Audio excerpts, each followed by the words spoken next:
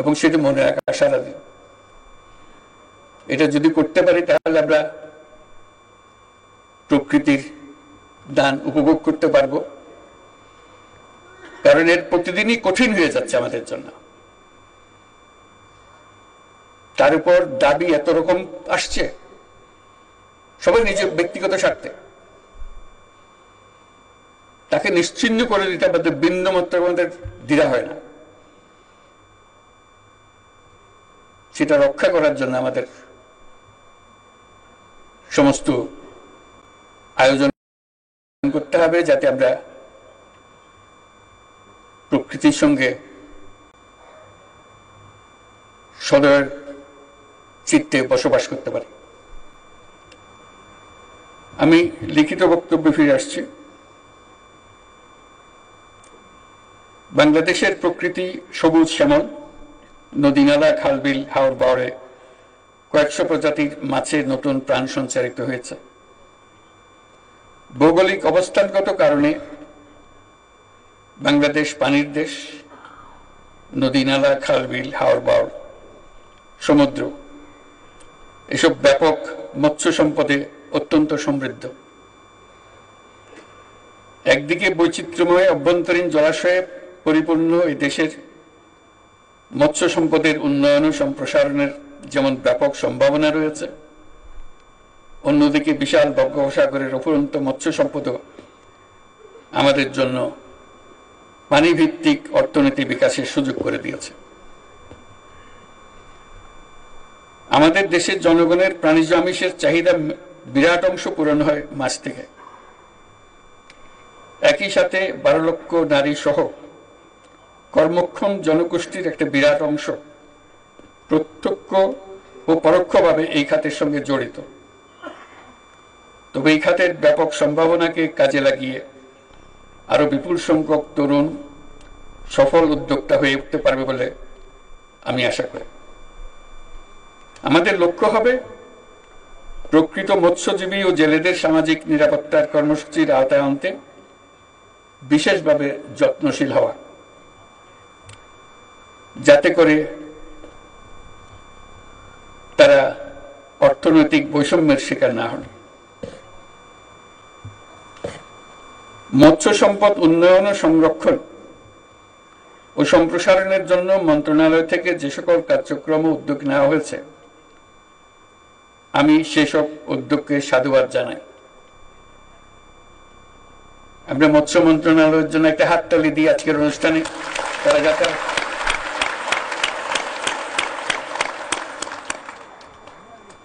তারা যেন আমাদেরকে মাছের প্রতি, প্রকৃতির প্রতি সদয় হবার কথাটা বারে বারে মনে করিয়ে দিতে পারে, এবং যাবতীয় সম্মান দেখিয়ে প্রকৃতির অবদান যেন আমরা যখন মাছ খাই সেটা স্মরণ করে যেন আমরা খাই। আমি প্রায় বলে থাকি যে এদেশের পানি প্রবাহ, বিশাল সমুদ্র আমাদের জন্য অত্যন্ত গৌরবের একটি সম্পদ। আমরা পেয়ে গেছি, আমাদের কষ্ট করতে হয় নাই, এটা আল্লাহ আমাদেরকে দিয়ে দিয়েছে। এই খাতে বিশাল সম্ভাবনা থাকলেও বাংলাদেশ এখনো তা পুরোপুরি কাজে লাগাতে পারেনি।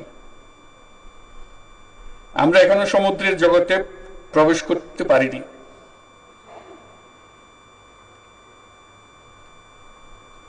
সমুদ্র আমাদের জন্য অপেক্ষা করছে তার উপহার নিয়ে। আমরা সেই উপহারটা তার কাছ থেকে আনতে যেতে পারিনি এখনো। আমাদের জানতে হবে কি কি ধরনের মৎস্য সম্পদ এই সমুদ্রের পানির তলায় আছে। আমাদের বুঝতে হবে কেন আমরা এটা পাচ্ছি না। এই খাতটি আমাদের অর্থনীতির জন্য একটা নতুন বাংলাদেশ সৃষ্টি করতে পারে। এটা আমাদের দেশেরই অংশ। আমরা শুধু জমির অংশটা জানি, পানির অংশটার প্রতি আমাদের কোনো দৃষ্টি নাই। এটা জমির যে বাংলাদেশ তার চাইতে আরো বড় পরিমাণ দেশ আমাদের, কিন্তু আমরা অবহেলা করে যাই, সেটা যে আছে স্বীকারও করি না। সেটি সম্পদ নিয়ে অপেক্ষা করছে সেটাও আমরা স্বীকার করতে রাজি না।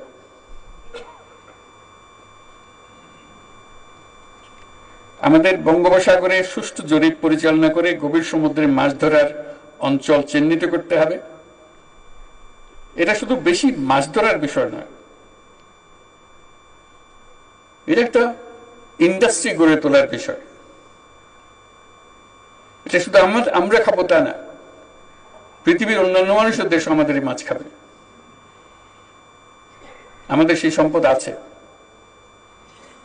শুধু হাত বাড়িয়ে নেওয়া, সে হাত বাড়িয়ে নেওয়াটা আমাদের হয়ে ওঠেনি এ পর্যন্ত।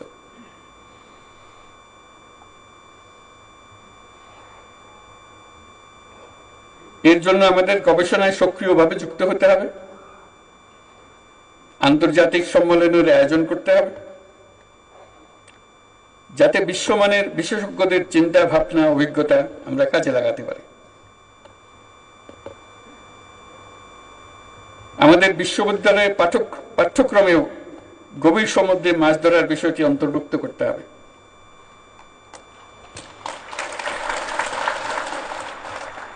তাহলে আমরা আমাদের ভবিষ্যৎ পূর্ণাঙ্গভাবে রচনা করতে পারব এবং গৌরবের সঙ্গে রচনা করতে পারব। সমুদ্র, উপকূলীয় অঞ্চলের সম্পদ ও পরিবেশের টেকসই ব্যবহার নিশ্চিত করতে আমরা আমাদের বন্ধু দেশগুলোর সঙ্গে আলোচনা শুরু করেছি। তারাও খুব অবাক হয়েছে আমরা যখন এই প্রসঙ্গ তুলি। বলছি, কই এই প্রসঙ্গ তো আমাদের সঙ্গে আর কেউ কোনোদিন তোলে নাই। আমরা বললাম যে আমরা লজ্জিত, আমরা এবারে উত্থাপন করলাম এবং এর প্রতি পূর্ণাঙ্গ দৃষ্টি দিলাম আমরা, যাতে করে আমরা এই সম্পদের স্বীকৃতি দিই এবং মানুষের কল্যাণে সেই সম্পদ ব্যবহার করার সুযোগ দিই।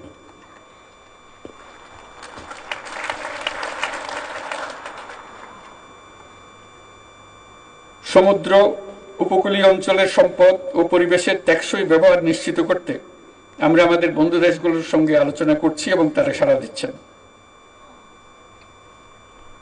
অবৈধ জাল এবং অন্যান্য সরঞ্জাম ব্যবহার করে নির্বিচারে মৎস্য আহরণ অত্যন্ত উদ্বেগের।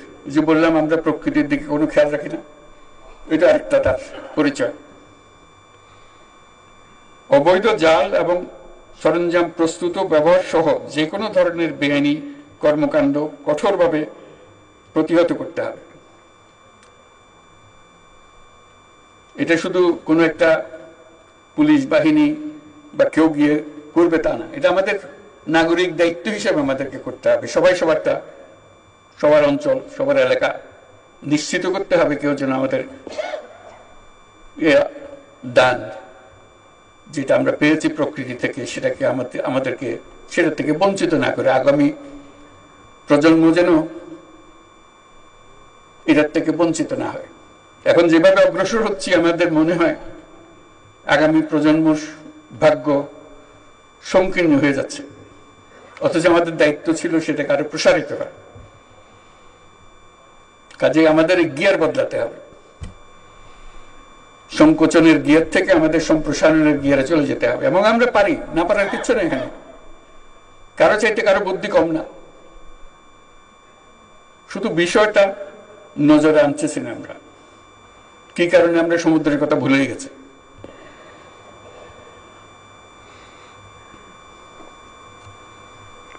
জলাশয় দূষণ, শস্য উৎপাদনে মাত্রাতিরিক্ত ও নিষিদ্ধ বালাইনাশক ব্যবহার সমানে ব্যবহার করে যাচ্ছে। তামাক চাষ মৎস্য উৎপাদনের উপর ক্ষতিকর প্রভাব ফেলছে। ক্ষতিকরটা খুব হালকা ভাবে বললাম, মারাত্মক। এটা আমরাই করছি, এবং আজকে বিশেষ দিবসে আমরা শুধু স্মরণ করছি, তারপর আবার এখান থেকে বেরিয়ে ভুলে যাব, যেন আমরা না ভুলি।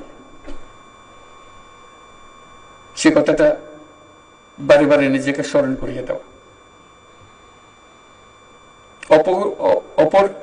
অপরিকল্পিত অবকাঠামো নির্মাণ, নদ নদী সহ সকল জলাশয়ের নাব্যতা হ্রাস,